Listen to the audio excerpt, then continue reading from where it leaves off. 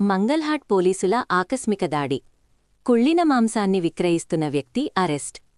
అపరిశుభ్రమైన మాంసంతో ప్రజల ప్రాణాలతో చెలగాటం. సుమారు 300 కేజీల మాంస వ్యర్థాల స్వాధీనం.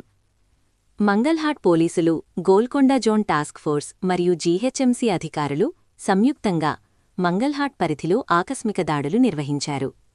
తాజా మాంసం అని నమ్మిస్తూ నిల్వ ఉంచిన కుళ్ళిన మాంసాన్ని విక్రయిస్తున్న ఒక వ్యక్తిని అదుపులోకి తీసుని ఈ మోసాన్ని అరికట్టారు. మంగల్హాట్లోని చిస్తీచమన్ దర్గా సమీపంలో A2Z షీప్ అండ్ గోట్ ఆఫెల్స్ పేరుతో వ్యాపారం నిర్వహిస్తున్న మహమ్మద్ అఫ్రోజ్ @లఫ్రోజ్ అనే వ్యక్తిని పోలీసులు అరెస్ట్ చేశారు. పార్ట్స్ అన్ని కూడా అక్కడ చాలా unhygienic, endanger to human public health కి సంబంధించి ఉన్న విధంగా ఉన్నప్పుడు అవన్నీ కూడా అక్కడ స్వాధీనపరచుకోవడం జరిగింది. విచారిస్తే అతను తక్కువ రేటుకి కర్ణాటక, ఢిల్లీ, జమ్మూ కాశ్మీర్ వెళ్లి ఇలాంటి స్పెషల్ పార్ట్స్ అన్ని కూడా అక్కడ తక్కువ రేటుకు డజన్ కు ఒక 300-400 తీసుకొస్తే ఇక్కడ తీసుకొచ్చిన తర్వాత 800-900 అట్లా రేటుకు అమ్ముతున్నానని చెప్పడం జరిగింది. అవన్నీ కూడా చాలా అనైజెనిక్ ఉన్నాయి. తర్వాత అవన్నీ కూడా పబ్లిక్ హెల్త్ కు చాలా డేంజర్ గా ఉన్నాయి. అందుకే కమాండ్ గా మొత్తం రైడ్ చేసి దాడి చేయడం జరిగింది. అవన్నీ కూడా డీప్ ఫ్రీజర్ లో పెట్టి, స్టాగ్నెంట్ వాటర్ లో పెట్టి, స్మెల్ రాకుండా ఉండడానికి స్మెల్ రాని విధంగా తయారు చేసి అవన్నీ ఫ్రెష్ గా అన్నట్టుగా కస్టమర్స్ కి అందరికి అమ్ముతున్నట్టు తెలుసుకోవడం జరిగింది. అందుకే ఈ సందర్భంగా పబ్లిక్ తెలియజేసేది ఏంటంటే తక్కువ రేటుకు వస్తుందని చెప్పేసి అనవసరంగా కరెక్ట్ షాప్ కు వెళ్లకుండా చీప్ గా వస్తుందని చెప్పేసి ఇలాంటి అనైజెనిక్ అవన్నీ కూడా పర్చేజ్ చేస్తే పొద్దున ఫ్యూచర్ హెల్త్ కు ప్రాబ్లం వస్తుంది. కాబట్టి ఎవరు కూడా ఎట్టి పరిస్థితుల్లో అలాంటివి కొనుగోలు చేయొద్దని పోలీస్ పరంగా మేము విజ్ఞప్తి చేస్తున్నాము. అవన్నీ కూడా పెరిషబుల్ మెటీరియల్ కాబట్టి అవన్నీ కూడా జీహెచ్ఎంసీ వాళ్ళకి హ్యాండ్ ఓవర్ చేయడం జరిగింది. ఆ కేసు రిజిస్టర్ చేసి తదుపరి అంతా కూడా దర్యాప్తు చేయడం జరుగుతుంది. ఈ దర్యాప్తులో ఈ మెయిన్ లా పోలీస్ తరఫున SHO మంగళాట్ రాఘవేంద్ర గారు మరియు inspectors Vinod and Shruti and team అందరు కూడా, specially task force team Golconda zone, తర్వాత జీహెచ్ఎంసీ ఫుడ్ అడల్టరేషన్ టీమ్ అందరు కూడా దీనిలో పార్టిసిపేట్ చేయడం జరిగింది.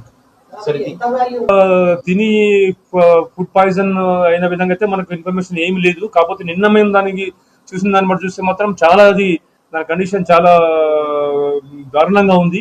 అందుకే దాన్ని ఇమీడియట్ గా సీజ్ చేసి వాటిని జరిగింది. అంటే ఇప్పుడు 300 కేజీ అంటే వాళ్ళు చెప్పే లెక్కన మామూలుగా వాళ్ళు డజన్ చొప్పున కొన్ని, తర్వాత కేజీలు చొప్పున కొన్ని అమ్ముతున్నారు కాబట్టి అదంతా రేట్ కూడా దాని గురించి మళ్ళీ చేసి చెప్పడం జరుగుతుంది. ఎన్ని సంవత్సరాల నుంచి ఈ వ్యాపారం నడిపిస్తున్నాడు సార్? 3-4 years కెళ్ళి అతను ఈ షాప్ తీసుకురావడానికి కారణం రంజాన్ మాసాన్ని దృష్టి పెట్టుకుని తీసుకొచ్చాడా సార్, లేకపోతే ఏంటన్నది? రెగ్యులర్ గా మామూలుగా రొటీన్ గా ఫంక్షన్స్, ఎస్పెషల్లీ ఫంక్షన్స్ ఉన్న వాళ్ళు తక్కువ రేటుకు వస్తుందని చెప్పేసి తీసుకుని ఫంక్షన్స్ లో ఉంటే ఎక్కువ ఫంక్షన్స్ ని టార్గెట్ చేస్తున్నట్టు జరిగింది. కానీ ఇది రంజాన్ కు దానికి ఎలాంటి సంబంధం లేదు.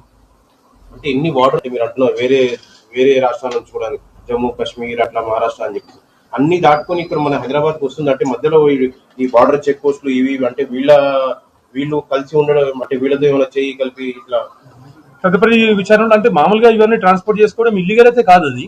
కాకపోతే అతను అక్కడ ఫ్రెష్ గానే తీసుకొస్తున్నాడు కానీ ఇక్కడ తీసుకొచ్చిన తర్వాత స్టోరేజ్ చేసి వాటిని డికంపోజ్ అయ్యి తినడానికి పరిస్థితికి తెస్తున్నాడు కాబట్టి ఇక్కడ డేంజర్ అవుతుంది. కాకపోతే అదేం ప్రొహిబిటెడ్ మెటీరియల్ ఏం కాదు కదా అది. ఇక్కడ జనరల్ గా సామాన్య ప్రజలకి అమ్ముతున్నాడు అసలు, లేకపోతే హోటల్స్ కి ఏమైనా సప్లై చేస్తున్నాడు? హోటల్స్ కి ఏం లేదు, మామూలుగా ఫంక్షన్స్ ఉన్న వాళ్ళు కానీ లేకపోతే సామాన్య ప్రజలకు కానీ అట్లా చేస్తున్నారు తప్పించి కానీ వేరే రకంగా దానిలో అతని ఉద్దేశం ఏం లేదు. కాకపోతే తక్కువ ధర తీసుకొచ్చి ఇక్కడ ఎక్కువ రోజులు స్టోర్ చేయడం వల్లనే దాని యొక్క పరిస్థితి తారుమారైతుంది. కాబట్టి అది అలాంటి స్టోర్డ్ ఉన్న తీసుకోవద్దని కోరుతున్నాం.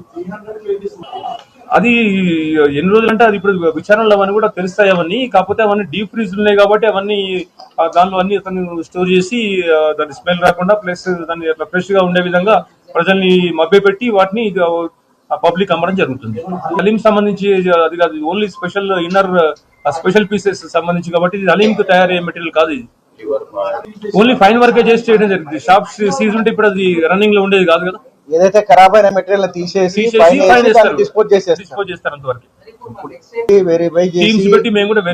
స్పెషలిస్టులను పిలిపించి వెరిఫికేషన్ చేసి ఎక్కడైనా ఇలాంటి మురిగిపోయినది ఆహార పదార్థాలు ఉంటే దాని మీద పక్కా లీగల్ గా యాక్షన్ తీసుకుంటాం. దీన్ని కూడా మాకు అందరి డిపార్ట్మెంట్ల సహకారం కూడా అవసరం ఉంటుంది. అన్ని కలిసి టీమ్ గా ఏర్పడి అవన్నీ కూడా ఫర్దర్ గా అలాంటిది ఇక్కడ లేకుండా చేస్తాము. మీ తరఫున కూడా పబ్లిక్ మీకు మేము విజ్ఞప్తి చేస్తున్నాము. అలాంటిది ఎక్కడైనా జరుగుతున్నట్టు స్టోర్డ్ ఉండి అంత డికంపోజ్ స్టేజ్ లో ఉంటే ఇమీడియట్ గా మాకు ఇన్ఫార్మ్ చేస్తే మేము తప్పకుండా రెస్పాండ్ అయ్యి యాక్షన్ తీసుకుంటాం.